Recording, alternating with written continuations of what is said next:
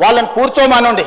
వాళ్ళు కూర్చున్న తర్వాత వాళ్ళు ఏం మాట్లాడదలుచుకుందో, ఏ సభలో ఏ అంశం చర్చ జరుగుతుందో ఆ అంశం మీద మీరు చర్చకు అనుమతించండి. లేదు మీరు అన్ని చర్చల్ని వాయిదా వేసి వాళ్ళు అడుగుతున్న దాని మీదనే తమరు ఒకవేళ అనుమతిస్తే తమ అనుమతి ద్వారా ఎవరైనా మాట్లాడవచ్చు. తమ అనుమతి లేకుంటే ఎవరు మాట్లాడడానికి వీల్లేదు.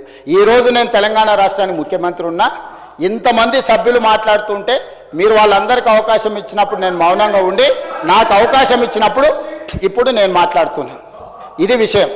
ఇక అసలు విషయానికి వస్తున్నా అధ్యక్ష. కడియం శ్రీహరి గారు కేసీఆర్ గారికి సరిసమానమైన ప్రజా జీవితంలో నుంచి వచ్చిన ప్రజాప్రతినిధి.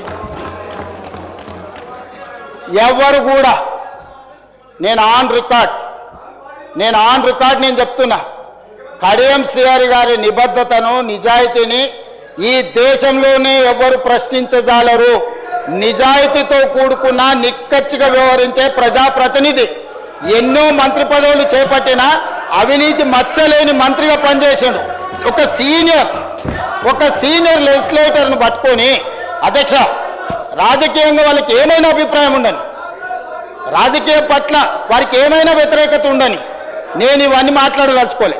నేను ఒకటే అడగదలుచుకున్నా హరీష్ రావు గారిని, కేటీఆర్ గారిని, మీ సభ్యుడు వ్యవహరించిన తీరును మీరు సమర్థిస్తున్నారా? సభలో ఈ రకమైన వ్యవహార శైలి ఈ సభకు మంచిదా?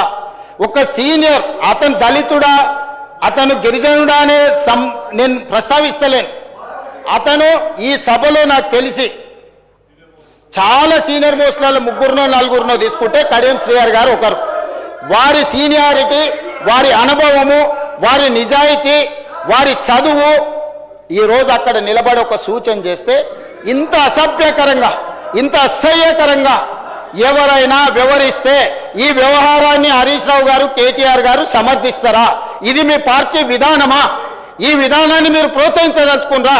రేపు కడియం శ్రీహరి గారికి జరిగిన అట్లాంటిది ఒకవేళ చంద్రశేఖరరావు గారికి జరిగితే మీరు ఆమోదిస్తారా? ఈ వైపులో కూడా ఉన్నారు, ఈ వైపులో కూడా అంతకంటే కండలు తిరిగిన వాళ్ళు ఉన్నారు. రాజ్ ఠాకూర్ ఒకసారి నిలబడు. మా దగ్గర కూడా కండలు తిరిగిన వాళ్ళు ఉన్నారు అధ్యక్ష. తిరిగేసి ఆన్నే బోర్లేసి కొట్టనికి ఒక్కటేసారి తిరిగేసి కొట్టనికి ఉన్నారు అధ్యక్ష. కానీ ఇక్కడ కుస్తీలు కొట్టడానికి రాలే అధ్యక్ష. విఘ్నత ప్రదర్శించడానికి, అవగాహనతో మాట్లాడడానికి సభలోకి వచ్చిన